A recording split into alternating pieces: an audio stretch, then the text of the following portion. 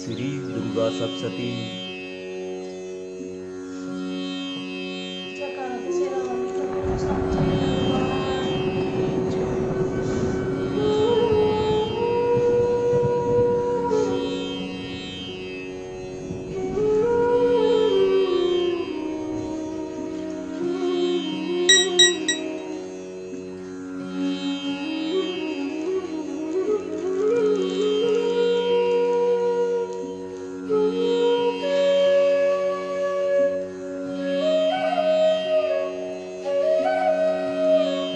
श्री दुर्गा सप्तशती द्वितीय अध्याय। ऋषि बोले, प्राचीन काल में देवता तथा दैत्यों में पूरे 100 वर्ष युद्ध होता रहा। उस समय दैत्यों का स्वामी महिषासुर था एवं देवताओं का इंद्र था। उस संग्राम में देवताओं की सेना महाबली दैत्यों से हार गई। तब सभी देवताओं को जीतकर महिषासुर इंद्र बन बैठा। हार खाकर सभी देवता ब्रह्मा जी को अग्रणी बनाकर वहां गए जहां विष्णु तथा शंकर विराज रहे थे। जहां पर देवताओं ने महिषासुर के सभी उपद्रव एवं अपने पराभव आदि का पूरा वृत्तांत कह सुनाया। उन्होंने कहा, महिषासुर ने तो सूर्य, इंद्र, अग्नि, पवन, चंद्रमा, यम तथा वरुण इस प्रकार अन्य सभी देवताओं के अधिकार छीन लिए। स्वयं ही सबका अधिष्ठाता बन बैठा है। उसने सभी देवताओं को स्वर्ग से निकाल दिया। महिषासुर महान दुरात्मा है। बेचारे देवता पृथ्वी पर मृत्युओं की भांति विचर रहे हैं। हे प्रभु, उस देव शत्रु के सभी उपद्रव आपको सुना दिए। अब हम लोग आपकी शरण में आए हैं। उसके वध का कोई उपाय कीजिए। इस प्रकार मधुसूदन तथा महादेव जी ने देवताओं के वचन सुने। उनकी क्रोध से भौहें तन गई। तब भगवान विष्णु के मुख से एक महान तेज प्रकट हुआ। इसी प्रकार ब्रह्मा तथा शंकर के मुख से भी तेज प्रकट हुआ। दूसरे इंद्र आदि देवताओं के शरीर से महान तेज प्रकट हो आया। सभी तेज मिलकर एक हो गए। वह तेज पुंज इतना उग्र था जैसे कि जलता हुआ पहाड़ हो। देवताओं ने देखा कि उसकी ज्वालाएं सभी दिशाओं में फैल रही हैं। वह तेज पुंज सभी देवताओं के शरीर से प्रकट हुआ था। उसकी तुलना कहीं नहीं थी। जब वह एक हुआ तो नारी के रूप में आ गया। उसके प्रकाश से तीनों लोग भर गए। महादेव जी के तेज से उसका मुख प्रकट हुआ। यम के तेज से उनके केश हुए। विष्णु के तेज से उस देवी की भुजाएं। चंद्रमा से दोनों स्तन। इंद्र के तेज से उसका कटी प्रदेश। वरुण के तेज से जंगा। पृथ्वी के तेज से नितंब। ब्रह्मा के तेज से 2 चरण। सूर्य के तेज से चरणों की अंगुलियां। वसुओं के तेज से हाथों की अंगुलियां। कुबेर के तेज से नासिका का आविर्भाव हुआ। उसके दांत प्रजापति के तेज से प्रकट हुए। अग्नि के तेज से 3 नेत्र हुए। दोनों संध्याओं के तेज से दोनों भौहें। वायु के तेज से दोनों कान उत्पन्न हुए। इसी प्रकार दूसरे देवगणों के तेज के द्वारा उस शिवा भगवती का प्रादुर्भाव हुआ। तब समस्त देवताओं के तेज पुंज से प्रकट हुई देवी को देखकर महिषासुर से पीड़ित सभी देवता प्रसन्न हुए। पिनाकधारी महादेव जी ने उस देवी को अपने शूल से शूल निकाल कर दे दिया। श्री विष्णु जी ने अपने सुदर्शन चक्र से चक्र प्रकट करके दिया। वरुण ने शंख तथा अग्नि ने उसे शक्ति दी। मारुत ने धनुष दिया और बाणों से भरपूर 2 तरकस दे दिए। देवराज इंद्र ने अपने वज्र से वज्र पैदा करके दिया। फिर सहस्त्र नेत्र इंद्र ने ऐरावत हाथी से घंटा दिया। यमराज ने कालदंड से दंड दिया। सागरपति ने पास। प्रजापति ने रुद्राक्ष माला अर्पित की। ब्रह्मा ने कमंडल भेंट किया। सूर्य ने भगवती के सभी रोमकूपों में अपनी किरणें प्रदान की। काल ने तलवार तथा उत्तम ढाल अर्पण की। क्षीरसागर ने हार तथा कभी पुराने न होने वाले 2 वस्त्र भेंट किए। इसी प्रकार चूड़ामणि, दिव्य कुंडल तथा 2 कपड़े भी भेंट किए। और चमकता हुआ अर्धचंद्र सभी भुजाओं के लिए, बाजूबंद चरणों के लिए, नुपुर कंठ के लिए, सर्वोत्तम कंठुला भेंट किया। इसी प्रकार सभी अंगुलियों के लिए रत्न जड़ित मुद्रिकाएं प्रदान की विश्वकर्मा ने। निर्मल परशु भेंट किया और अनेकों रूपों वाले अस्त्र अभेद कवच मस्तक तथा गले में धारण करने के योग्य। कभी ने कुमलाने वाली कमलों की माला दी, जल्दी ने उसे बहुत सुंदर कमल दिया। हिमाचल ने वाहन के लिए सिंह तथा और भी अनेकों प्रकार के रत्न भेंट किए। कुबेर ने सुरा पूर्ण पान पात्र दिया। सभी नागों के स्वामी शेष जी ने महामणियों से सुशोभित नागहार दिया, जो शेष जी इस पृथ्वी को धारण किए हैं। इसी प्रकार दूसरे देवताओं ने भी भूषण तथा आयुधों के द्वारा देवी जी का सत्कार किया। तब तो भगवती ने अट्टहास करके ऊंचे स्वर से गर्जना की। उसके भयानक नाद से सारा आकाश भर गया। वह घोर गर्जना कहीं समा न सकी। उसकी प्रतिध्वनि गूंज उठी। सारे लोग क्षुभित हो उठे। समुद्र कांपने लगे, पृथ्वी कांपने लगी, सभी पर्वत हिल गए। तब देवगण प्रसन्न होकर उस सिंहवाहिनी देवी की जय जयकार करने लगे। मुनियों ने भक्ति भाव से नम्र होकर देवी जी की स्तुति की। इधर देवताओं के शत्रुओं ने सारी त्रिलोकी को क्षोभग्रस्त देखा। तब तो वे अपनी सारी सेना को कवच आदि से तैयार कराकर अस्त्र शस्त्र लेकर झट उठ खड़े हुए। महिषासुर क्रोध में आकर बोला, अरे यह क्या हो रहा है। इतना कहकर सभी दैत्यों के साथ घिरकर उस सिंहनाद की ओर भागा। वहां जाकर उसने तीनों लोकों को अपने तेज से प्रकाशित करती हुई देवी को देखा। उस देवी के चरणों के भार से पृथ्वी दबी जा रही थी। माथे के किरीट मुकुट से आकाश पर रेखाएं पड़ती जा रही थी। उसके धनुष की टंकार से सातों पाताल क्षोभग्रस्त थे। हजारों भुजाओं से सभी दिशाओं को ढांप कर वह देवी खड़ी हुई थी। उन देवी जी के साथ उन दैत्यों का युद्ध आरंभ हो गया। नाना प्रकार के अस्त्र शस्त्र के प्रहार करने लगे। उनसे सभी दिशाएं भर गई। महिषासुर का सेनापति उस समय चिक्सुर नाम का एक महान दैत्य था। देवी जी के साथ उसी का युद्ध होने लगा। इसी प्रकार अन्य दैत्यों को तथा चतुर्गणी सेना को साथ लेकर चामर भी युद्ध करने लगा। 60,000 दैत्यों के साथ लाकर उद्गर महादैत्य भी युद्ध में प्रवृत्त हो गया। महानु दैत्य 1 करोड़ रथियों को साथ लेकर लड़ पड़ा। तलवार के समान पहने रोमों वाला असीलोमा नामक दैत्य 5 करोड़ रथियों के साथ युद्ध में आ गया। 60 लाख रथियों से आवृत वास्कल दैत्य युद्ध में उतर पड़ा। वारित दैत्य हाथी एवं घुड़सवारों के समूह से घिरा हुआ करोड़ रथियों के साथ उस युद्ध में युद्ध करने लगा। विडाल दैत्य 5 अरब रथियों को साथ लेकर लड़ने लगा। और भी हजारों महादैत्य रथ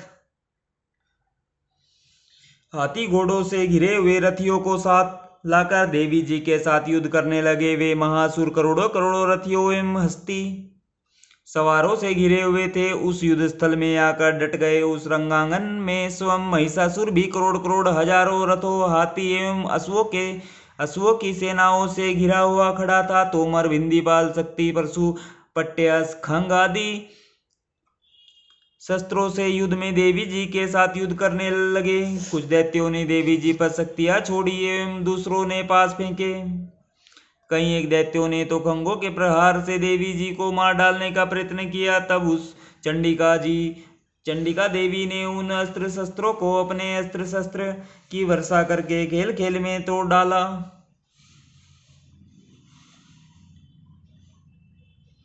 ऐसा करने पर भी देवी जी के मुखारविंद पर थकावट का थोड़ा सा भी चिन्ह नहीं था। देवता एवं ऋषिगण स्तुतियां कर रहे थे। ईश्वरी ने उन दैत्यों पर अस्त्र शस्त्र छोड़े। इधर देवी जी का वाहन सिंह भी क्रोध में आ गया। अपने गर्दन के बाल हिलाता हुआ दैत्यों की सेना में इस प्रकार घूमने लगा जैसे कि वन की अग्नि फैलती जा रही हो। उस युद्ध भूमि में युद्ध करती हुई अंबिका ने जितने श्वास छोड़े वे ही श्वास तुरंत ही सैकड़ों हजारों गणों के रूप में परिणित हो गए। प्रकट होकर उन गणों ने खंग, भिंदीपाल, परशु, पट्यास आदि शस्त्रों से युद्ध आरंभ कर दिया। देवी जी की शक्ति से वृद्धि पाकर वे गण दैत्यों का नाश करने लगे। साथ में दूसरे गण नगाड़े शंख आदि बजाने लगे। महती प्रसन्नता देने वाले उस युद्ध रूपी उत्सव में कुछ एक ने मृदंग बजाए। तब देवी जी ने त्रिशूल, गदा और शक्तियों की वर्षा से, तलवार आदि शस्त्रों से सैकड़ों महान असुर मार डाले। दूसरे कितने एक दैत्यों को घंटा के भयप्रद नाद से मूर्छित करके मार कर गिरा दिया। मरे दैत्यों को पास से बांधकर पृथ्वी पर घसीट डाला। इस प्रकार दूसरे दैत्यों को तेज तलवार के प्रहारों से दो दो टूक कर डाला। कितने एक तो गदा की चोट से घायल होकर पृथ्वी पर सो गए। मूसलों के प्रहार से कई रुधिर वमन करने लगे एवं कई शूल द्वारा वक्षस्थल फट जाने से पृथ्वी पर पड़ गए। कितने एक दैत्य बाणों की वर्षा द्वारा युद्ध भूमि में काट गिरे। सेनबाज पक्षी की भांति आक्रमण करने वाले देव शत्रु दैत्य प्राण छोड़ने लगे। कितने एक दैत्यों की भुजाएं कट गई, दूसरों की गिरवाएं छिन्न हो गई। कई दैत्यों के सिर कट गए, दूसरे मध्य से विदीर्ण हो गए। कुछ दैत्यों की जंघाएं कट गई और पृथ्वी पर गिर गए। और कुछ एक दैत्यों को तो एक भुजा, एक आंख, एक पांव वाला करके दो टुकड़े कर डाला। कितने एक तो सिरों के काटे जाने पर भी फिर उठ पड़े। परम क्रुद्ध होकर वे कबंध धड़ ही देवी जी से लड़ने लगे। सिर कटे कितने एक धड़ हाथों में तलवारें, शक्तियां, रिष्टियां लेकर घूम रहे थे। और कई एक महासुर देवी को ठहर जा यह कहकर ललकारने लगे। मार मार कर गिराए हुए रथी, हाथी, घोड़े एवं दैत्यों की लाशों के द्वारा जहां महायुद्ध हो रहा था वहां की पृथ्वी इस प्रकार भर गई कि वहां का आना जाना कठिन हो गया। जगदम्बा जी ने एक क्षण में ही दैत्यों की महती सेना का इस प्रकार नाश कर दिया जैसे कि लकड़ियों के बड़े ढेर को अग्नि जला देती है। देवी का वाहन सिंह अपने बालों को झटकता हुआ बड़ी गर्जना करता हुआ दैत्यों के शरीर से मानो प्राण ही चुन रहा हो, इस प्रकार घूमने लगा। देवी जी के उन गणों ने महासुरों के साथ बड़ा युद्ध किया जिससे देवता प्रसन्न होकर आकाश से पुष्पों की वर्षा करने लगे। श्री दुर्गा सप्तशती तृतीय अध्याय। ऋषि बोले, महाअसुर चिक्षुर ने जब देखा कि यह सेना तो इस प्रकार मारी जा रही है तब उसे बड़ा क्रोध उत्पन्न हो गया तथा स्वयं ही अंबिका के साथ युद्ध करने चल पड़ा। युद्ध में जाकर उसने देवी जी पर बाणों की वर्षा इस प्रकार वर्षा की जैसे मेघ सुमेरु पर्वत पर जल बरसा रहा हो। तब देवी ने उसके बाणों को खेल खेल में ही काट दिया। फिर बाणों द्वारा उसके सारथी तथा घोड़ों को मार डाला। फिर झटपट उसका धनुष और ऊंची लहराती ध्वजा काट कर गिरा दी। जब उसका धनुष कट चुका तब अपने बाणों से उसके अंग बींध डाले। जिसका सारथी एवं घोड़े मर चुके थे और धनुष भी कट चुका था तब वह बिना रथ पैदल ही तलवार ढाल लेकर देवी की ओर दौड़ा। तेज तलवार से सिंह पर जाते ही प्रहार कर दिया। फिर देवी जी की वाम भुजा पर बड़े जोर से प्रहार किया। हे राजन, ज्यों ही उसकी तलवार देवी की भुजा पर पहुंची त्यों ही टूट गई। फिर तो असुर ने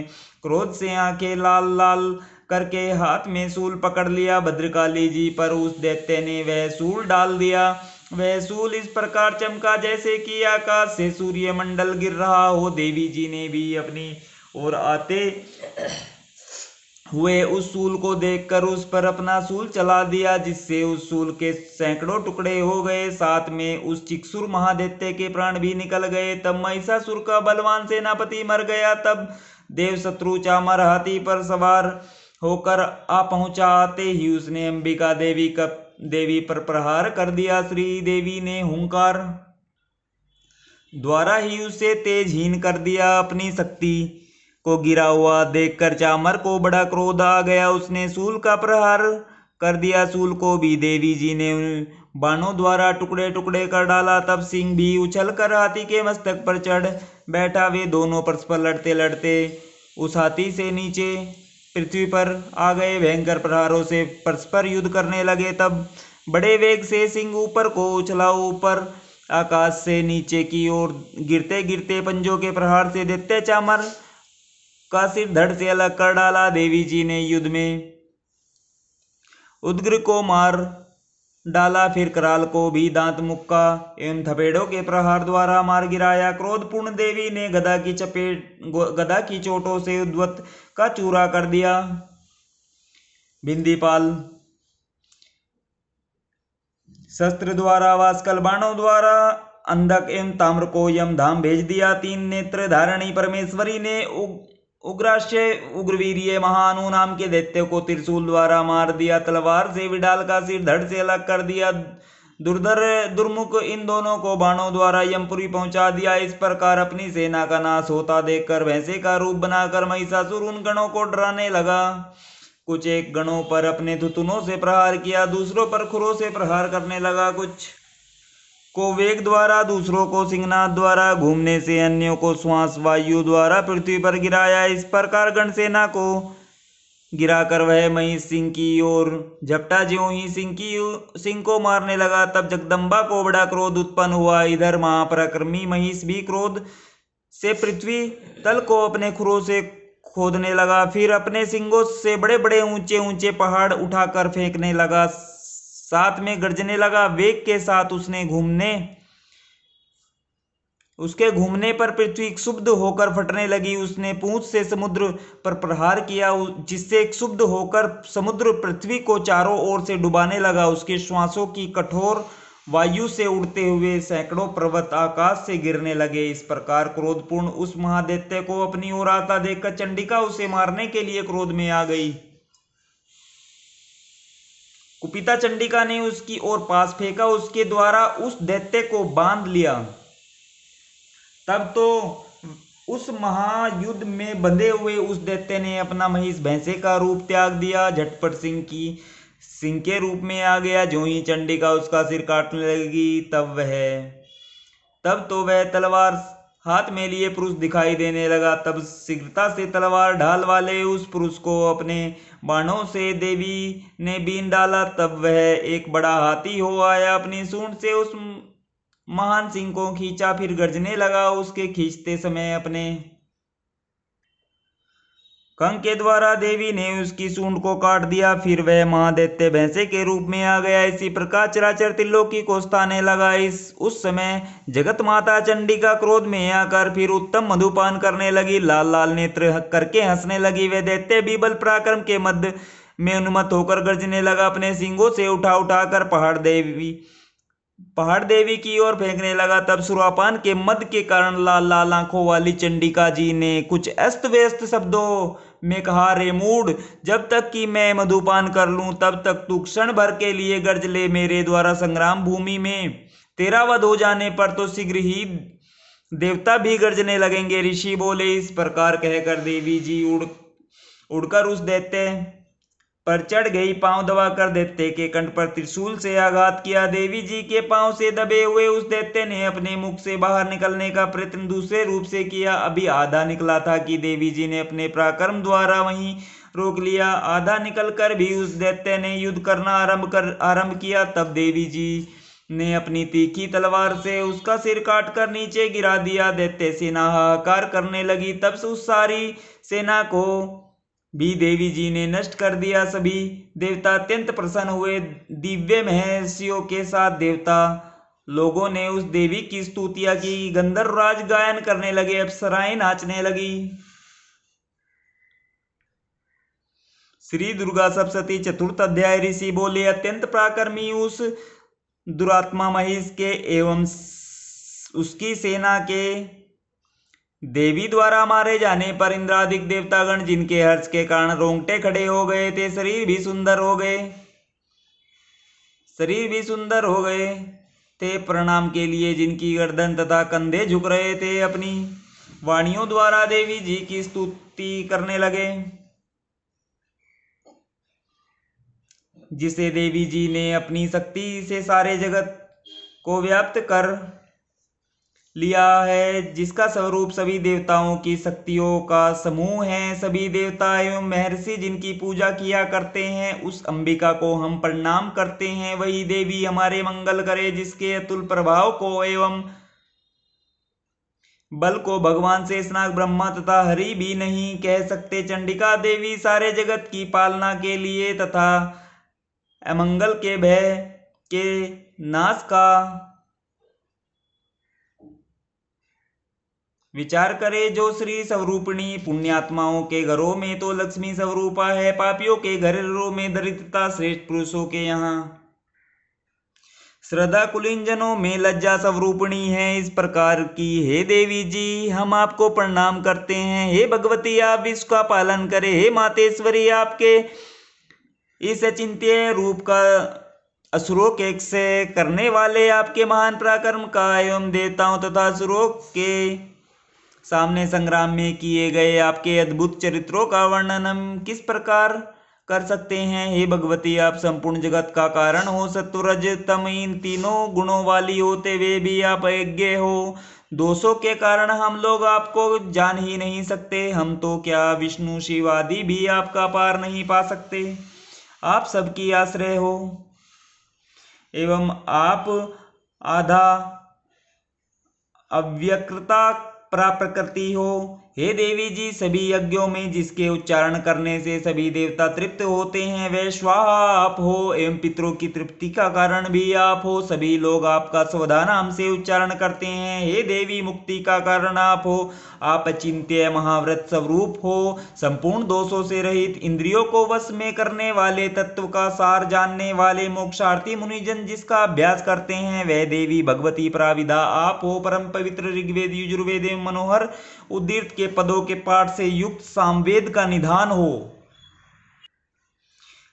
देवत्री देवी हो, 6 गुणों से संपन्न भगवती हो, संपूर्ण जगत की पीड़ाओं को आप हरने वाली हो, सभी शास्त्रों का ज्ञान कराने वाली है देवी आप मेधा हो, दुर्गम संसार रूप सागर से पार उतारने वाली नौका रूप दुर्गा हो, कटब दैत्यों के शत्रु विष्णु के वक्षस्थल में निवास करने वाली लक्ष्मी स्वरूपा हो, एवं चंद्रमा को मस्तक पर धारण करने वाले भगवान शंकर से सम्मानित स्वयं ही गौरी हो। यद्यपि तुम्हारा मुख स्वर्ण से भी उत्तम कांति से सुंदर तथा पूर्ण चंद्रमा के बिंब का अनुकरण करने वाला निर्मल मंद मुस्कान से शोभित है, तो भी इस प्रकार के चंद्रमुख को देखकर भी क्रोध से परिपूर्ण महिषासुर ने झट ही उस पर प्रहार किया। यह एक अद्भुत बात है। उससे अतीव अद्भुत एवं विचित्र बात तो यह है कि जब वही मुख क्रोध युक्त था, उदय होते हुए चंद्रमा की भांति लाल लाल था, तनी हुई भौहें अति विकराल थी। ऐसा देखकर भी महिषासुर ने अपने प्राण तुरंत नहीं छोड़ दिए।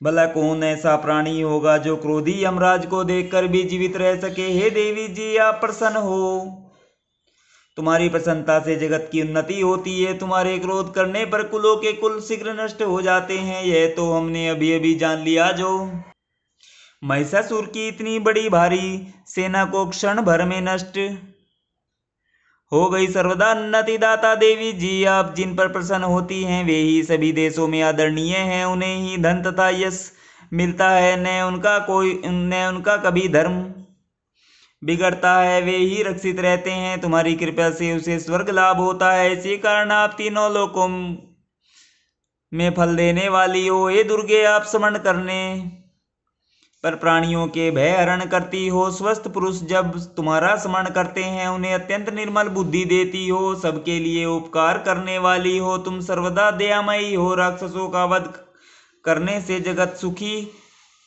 हो। ये राक्षस सभी नरक के लिए चिरकाल तक भले ही पाप करते रहे हो। संग्राम में इनका वध आपने इसलिए किया कि मुझसे मारे हुए यह स्वर्ग में चले जाएं। यही मन में रखकर हे देवी जी तुम दुष्टों का वध करती हो। तुम असुरों को केवल देखने मात्र से भस्म क्यों नहीं करती? शत्रुओं पर शस्त्रों का प्रहार क्यों कर दिया करती हो? इसका भी कारण है क्योंकि शत्रुगण मेरे शस्त्रों से पवित्र होकर उत्तम लोकों में मरकर पहुंचे। इस प्रकार आपके यह विचार अति उत्तम है। सुरों के आंखें तुम्हारी तलवार के उग्र तेज पुंज की झलक से एवं त्रिशूल की भयंकर चमक से चुंधिया कर नष्ट क्यों नहीं हो जाती? इसका भी एक कारण है। उन असुरों की आंखें तो आपके सुंदर चंद्रबिंब के समान मुख को देखने में लगी रहती है, उधर जाती ही नहीं। हे देवी आपका शील स्वभाव दुराचारियों के दुष्ट स्वभाव को निवृत्त करने वाला है और आपका रूप अचिंत्य है।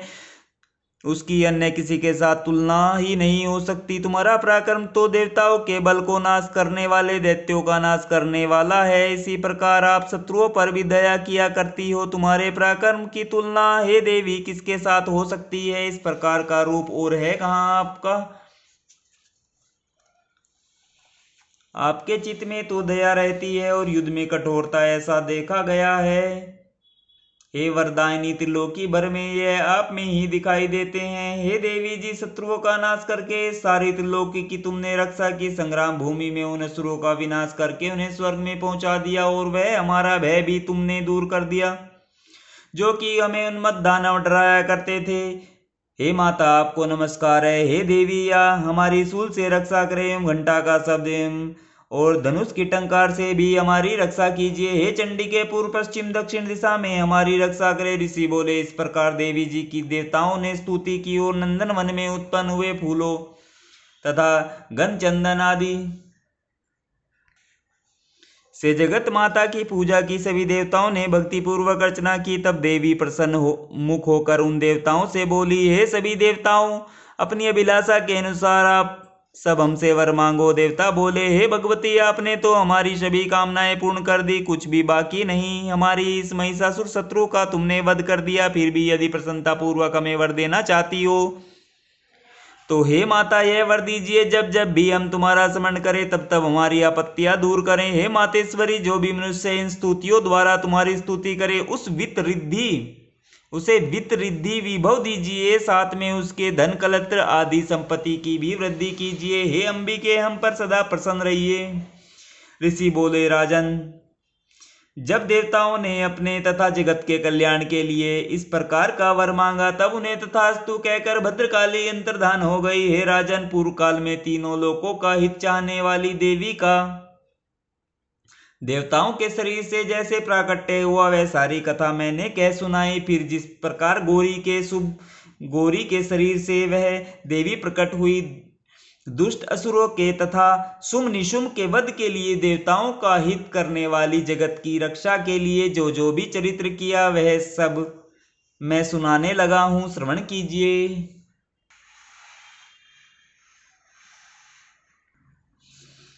आरती श्री अम्बे जी की।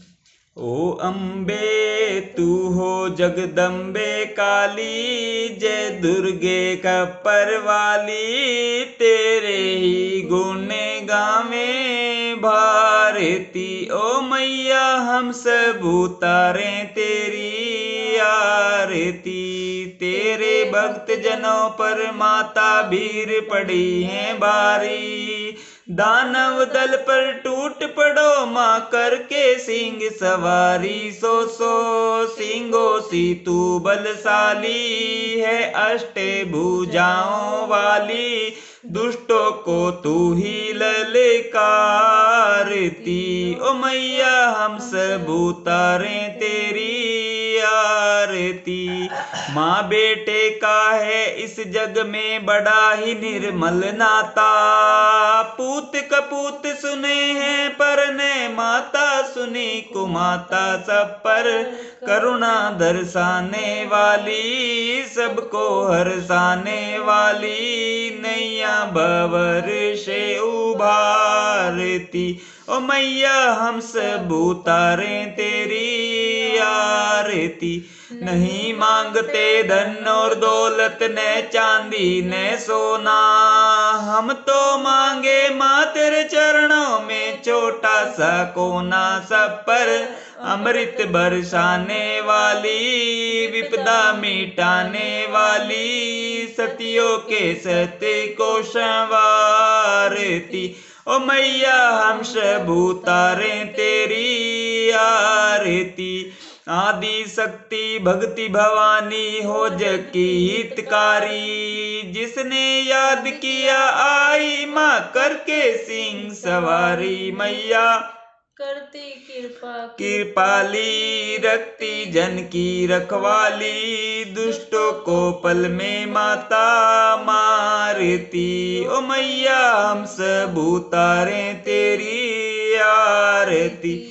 भक्त तुम्हारे निज दिन मैया तेरे ही गुण गावे, मन वांछित वर दे दे, इनको तुझसे ही ध्यान लगावे मैया, तू ही वर देने वाली, जाए न कोई खाली, दर पे तुम्हारे माता मांगते, ओ मैया हम सब उतारें तेरी आरती, चरण शरण में खड़े तुम्हारी ले पूजा की थाली, वरद सर पर रख दो माँ संकट हरने वाली, मैया भर दो भक्ति रस प्याली, अष्ट भुजाओं वाली, भक्तों के कारज तू ही सारती, ओ मैया हम सब उतारें तेरी आरती। जयकारा दास शेरा वाली का बोलो, सच्चे दरबार की जय।